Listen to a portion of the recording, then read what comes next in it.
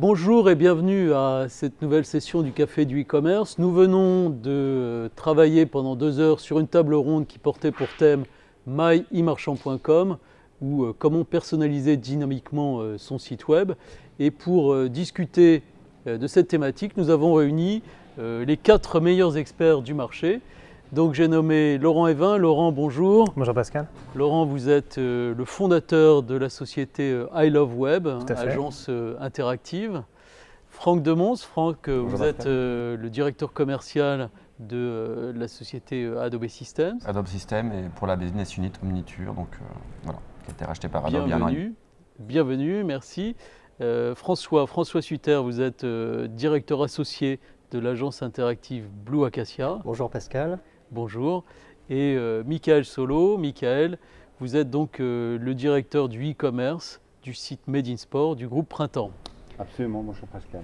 Très bien, donc Laurent, si on commence par vous, les 2 premières étapes pour mettre en œuvre une personnalisation dynamique sur son site web. D'accord, alors ces 2 premières étapes sont stratégiques. La première, elle est commerciale. Comment on va revoir son business model, puisqu'on n'est plus juste à pousser des produits, on est à gérer un commerce dynamique, un merchandising dynamique, et on va avoir un référentiel qui va complètement changer.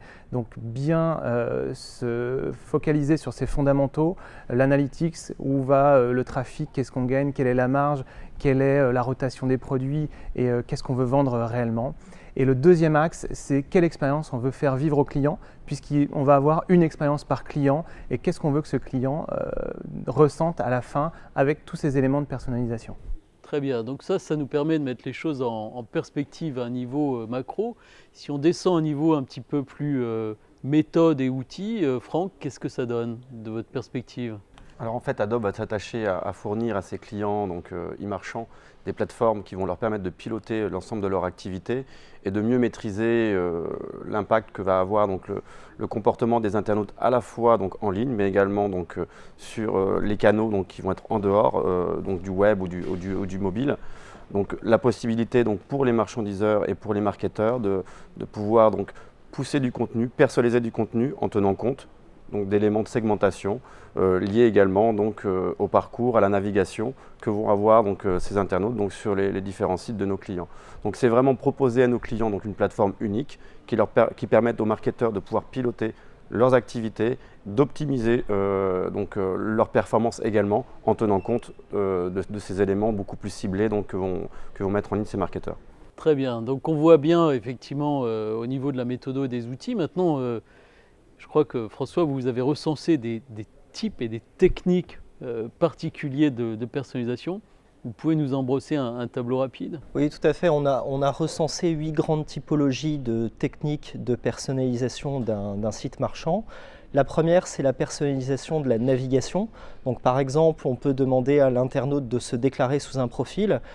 C'est ce qu'on appelle les barres de Visiting As, c'est-à-dire vous êtes un client, un prospect, vous êtes un particulier, un professionnel. Donc on a dans la personnalisation par navigation la recherche, l'historique, son historique de navigation. La deuxième technique de personnalisation, ça va être le filtrage collaboratif, par exemple les commentaires des internautes et les avis. La troisième technique de personnalisation, ça va être tout ce qui est cookies.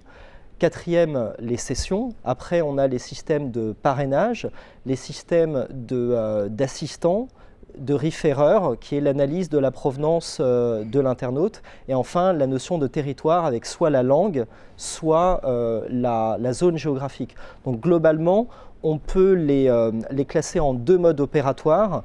Le filtrage implicite lorsque l'opportunité émane du cybermarchand et un filtrage explicite lorsque c'est l'internaute lui-même qui est moteur de la personnalisation.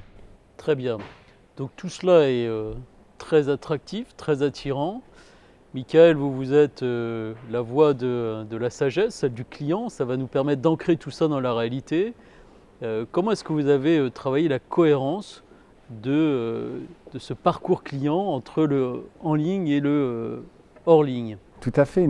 Une fois qu'on a mis en place toute notre stratégie, qu'on a mis les outils, finalement ce qui reste c'est l'expérience client et ce que doit retrouver le client, c'est la même expérience qu'en boutique physique.